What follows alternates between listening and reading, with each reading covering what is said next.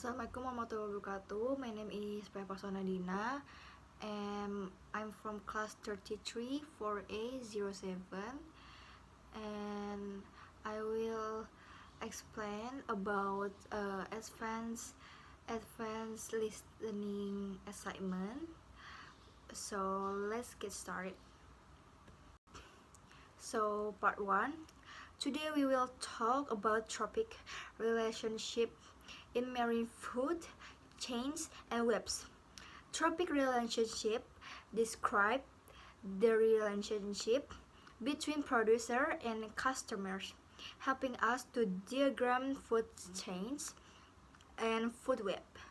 Now, in marine ecosystem, like other ecosystem, food is needed for matter, growth and reproduction, and for energy, metabolic processes in the body. Also, like other ecosystem, marine ecosystem have producers, customer, and decomposers.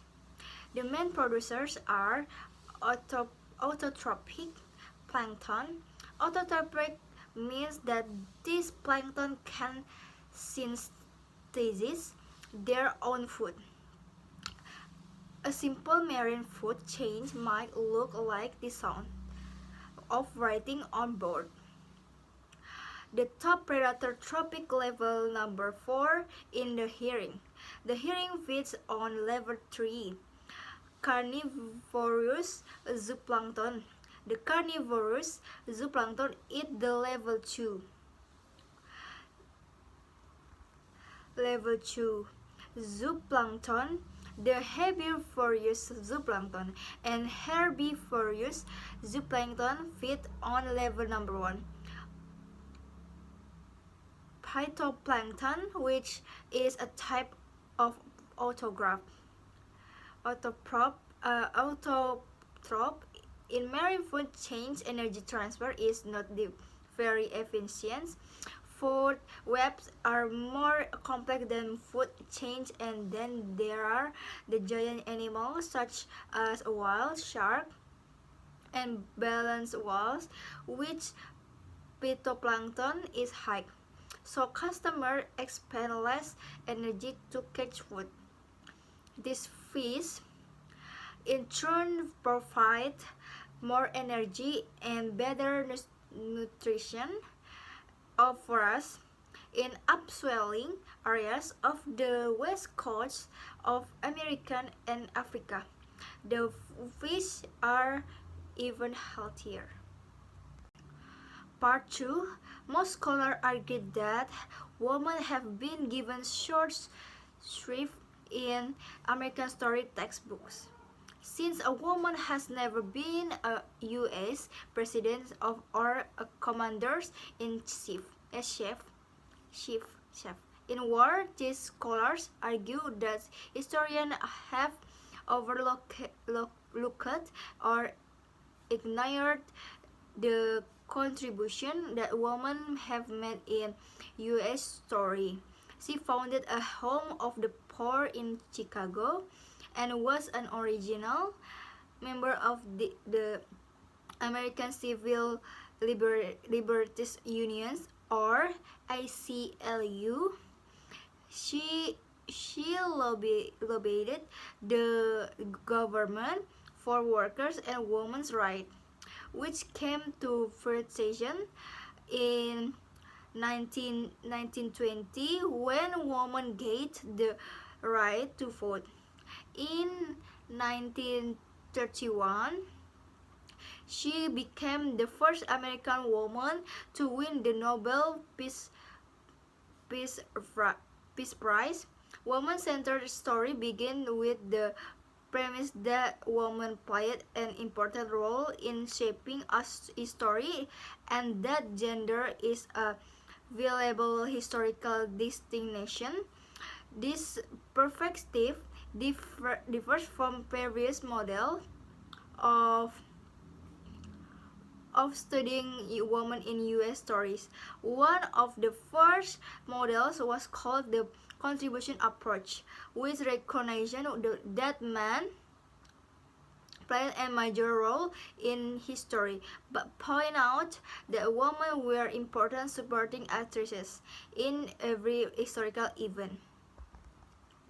While this is true, the contribution approach has been criticized for highlighting only the bravest and most intelligent women and also ignoring women's social roles in everyday family life. Liner claims that woman-centered story best illustrate the balance of interaction between women's oppression and women's strength. I'm not sure about that, but I don't know one thing. It has encouraged historians to look at certain historical processes in a new way, such as the temperance movement of the 18th centuries and the prohibition movements of the 20th centuries, and feminist scholars continue to study US women history. New approaches will likely continue to develop. For example, there are still several subcategories of women history to consider, such as labor history, social status, the story of women in minority cultures, and so on. Part 3. Their theory was a simple and elegant piece of reasoning that was a major breakthrough in modern ecological thinking. The theory of balance in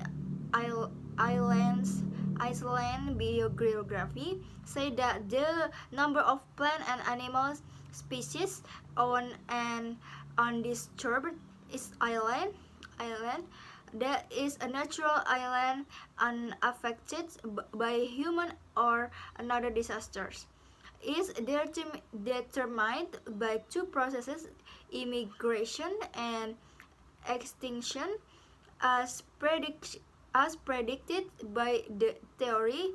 Immigration rates decreased as the island's avifauna matured as equilibrium in approach.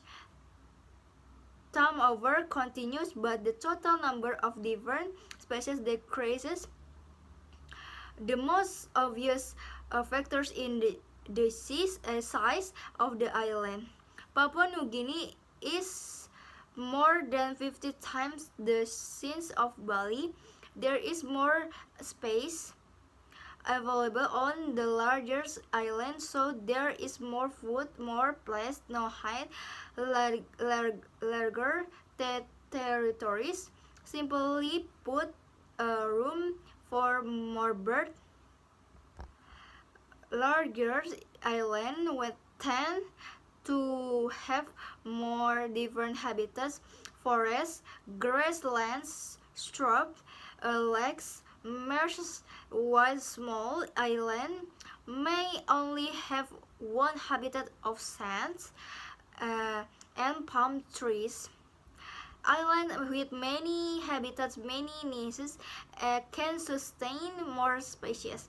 With only one or two habitats available, the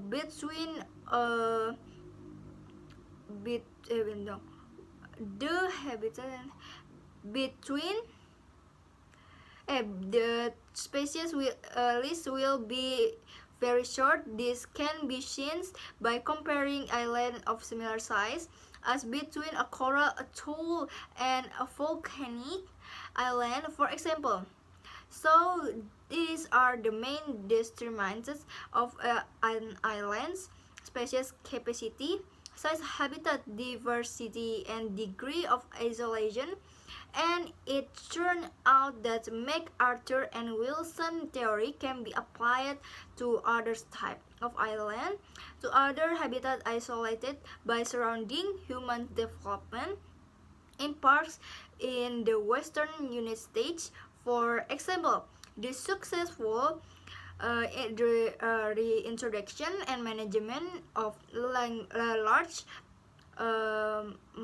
mammals such as wolf and birds such as the California condors depends on research into territorial needs, ecological requirement, crucial population size, and the emigration of individuals into surrounding areas where impact on humans can be significant.